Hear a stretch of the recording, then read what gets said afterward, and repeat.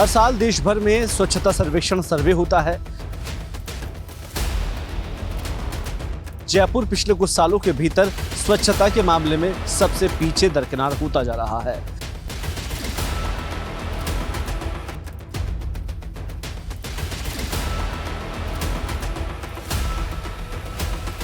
पचास से ज्यादा सरकारी विभाग यहां पर स्थापित है।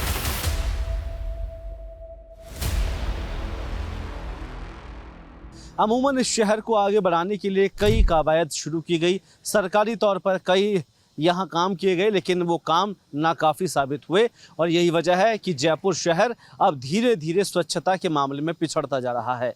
ये तस्वीर मैं आपको जयपुर की दिखाऊंगा, जहाँ पर बारिश से पहले व्यवस्थाएं प्रशासन ने कैसी की है वो आपको दिखाने का काम हम कर रहे हैं। दरअसल अभी हम मौजूद है झालाना डोंगरी क्षेत्र के अंदर, जहां पर एक और 50 से ज़्यादा सरकारी विभाग यहां पर स्थापित है और दूसरी ओर कई मीडिया बड़े संस्थान, कई बिल्डिंग्स भी आपको अमूमन इसी रोड पर नज़र आएगी। भास्कर पत्रिका या फिर पीटीआई, सीमा संदेश और बड़े बड़े मीडिया संस्थान के अलावा ईसीबी ऑफिस भी इसी रोड पर आपको नज़र आएगा। लेकिन ड्रेनेज सिस्टम की व्यवस्थाएं, यहाँ पर बारिश से पहले नालियों की सफाई किस कदर की गई है वो आपको एक मंजर में आपको दिखाना चाहूँगा।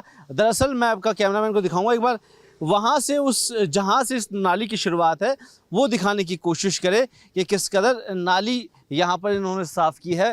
प्रशासनिक तौर पर ये जो जिम्मेदारी है वो प्रशासन ने कैसे निभाई है वो आपको एक बार दिखा देता हूँ कि ये मालवीय नगर का एक सरकारी भवन है और इस भवन के पास में ये तकरीबन 4 फीट के आसपास की नाली है जो कागज़ों के अंदर है। दोनों और नालियां हैं, एक और नाली आपको नज़र आएगी वो मैं आपको दिखा दूंगा।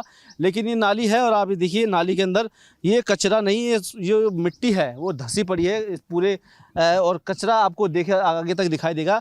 और आप सोचिए, अंदाज़ा लगाइए, अगर तेज़ बहाव से पानी आता है तो पानी सड़कों पर बहेगा, ना कि नाली में बहेगा।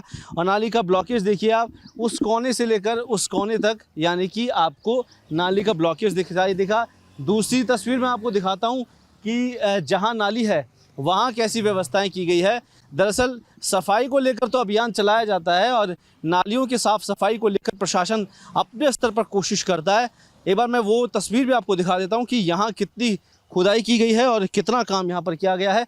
दरअसल आप अगर इस नाली के अंदर नज़र डालेंगे तो तकरीबन आपको सैकड़ों थैलियाँ यानी कि प्लास्टिक पॉलीथीन आपको नज़र आएगी। ये एक सिविक सेंस की भी बात है कि हम लोग इतने लापरवाह हो चुके हैं, इतने बेपरवाह हो चुके हैं, प्रशासनिक स्तर पर भी इसका कोई ध्यान नहीं दिया जा रहा है। इन नालियों को प्लास्टिक से भर दिया गया है। शायद इनकी सफाई हुई होगी, लेकिन वो सफाई करके जो इनका मलबा निकला है, जो मिट्टी निकली है, वो आपको डिवाइडर्स के पास में ही गड्ढा एक पहाड़ बन के दिखाई देगा, जहाँ पर पूरे मिट्टी के गड्ढे आपको इस सफाई से निकले हुए आप वापस यहीं लगा दिए जाते हैं। उसके बाद तेज़ बारिश आती है, ये मिट्टी और ये कचरा वापस से इसी नाली में जमा हो जाता है। अगले साल के लिए फिर टेंडर लिया जाता है, फिर नालियों की सफाई की जाती है। अमूमन ये जो किस्सा है, जो कहानी है, वो आपको अमूमन दिखाई देगा।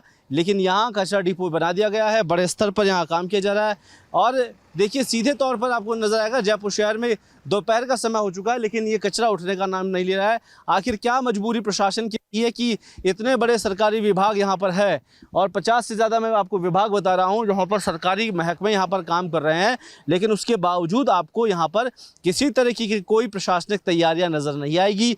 बारिश से पहले की व्यवस्थाएँ धरातल पर सरकार की ओर से, प्रशासन की ओर से शून्य नज़र आ रही है। जिन नालियों की सफाई आज से अमूमन 1 महीने पहले कंप्लीट हो जानी चाहिए थी, उन नालियों के अंदर प्लास्टिक के पॉलीथीन पड़ी बड़ी है। दूसरी ओर नाली आप देखेंगे तो तकरीबन जितना उसका डेप्थ है वो पूरा डेप्थ मिट्टी और मलबे से दबा हुआ है, यानी कि पानी बहेगा तो सड़कों पर बहेगा, तेज़ बहाव के साथ बहेगा और यातायात को बाधित करेगा, लोग बाग परेशान होंगे। और ये ढलान वाली रोड है, आपको आगे तक ले जाएगा तो ये ढलान में आपको बहता हुआ पानी सीधे तौर पर नज़र आएगा। आखिरकार इसके पीछे की वजह क्या रही है, किसकी मजबूरी है ऐसी कि जयपुर शहर की सुंदरता को बिगाड़ने का काम किया जा रहा है। निगम के अधिकारियों ने इस पूरी व्यवस्था पर आंखें मूंद रखी है। ना आयुक्त, ना इस जोन के डीसी इन पर कोई ध्यान दे पा रहे हैं, क्योंकि सिर्फ कागज़ों के अंदर ये तमाम व्यवस्थाएं होती है। शहर के भीतर तस्वीर खिंचाने के लिए फुर्सत नहीं होती है। अधिकारी जाते हैं, महकमे में फ़ोटो खिंचाते हैं, एक पेड़ माँ के नाम लगाते हैं, उसके बाद वापस एसी के कमरों में बैठ जाते हैं।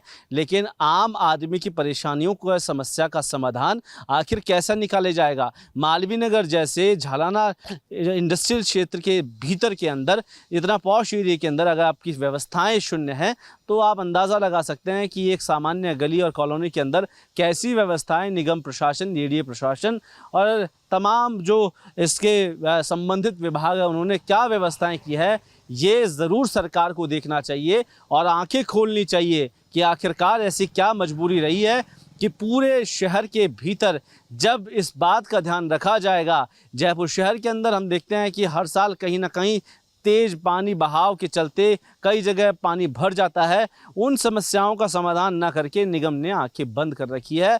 क्या इसकी वजह लेट होने वाले निकाय चुनाव है या सीधे तौर पर सरकारी जो प्रशासन है, सरकारी मशीनरी है, उनकी ढिलाई है, जिसकी वजह से इन पूरी व्यवस्थाओं में जयपुर शहर तकरीबन शून्य हो चुका है काम के मामले में।